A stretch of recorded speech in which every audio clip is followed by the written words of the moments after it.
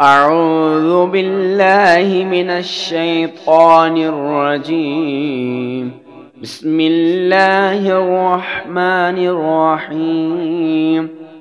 ومن الناس من يعجبك قوله في الحياة الدنيا ويشهد الله على ما في قلبه وهو ألد الخصام، وإذا تولى سعى في الأرض ليفسد فيها ويهلك الحرث والنسل، والله لا يحب الفساد.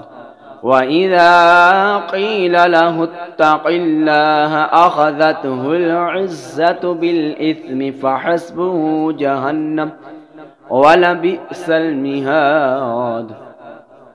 ومن الناس من يشري نفسه ابتغاء مرضات الله، والله رؤوف بالعباد.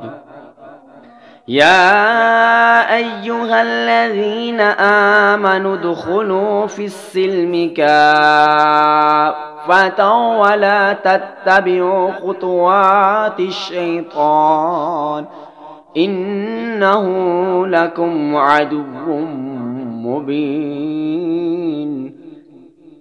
فإن زللتم من بعد ما جاءتكم البينات فاعلموا أن الله عزيز حكيم. هل ينظرون إلا أن يأتيهم الله في ظلل من الغمام والملائكة وقضي الأمر، وإلى الله ترجع الأمور. صدق الله العظيم.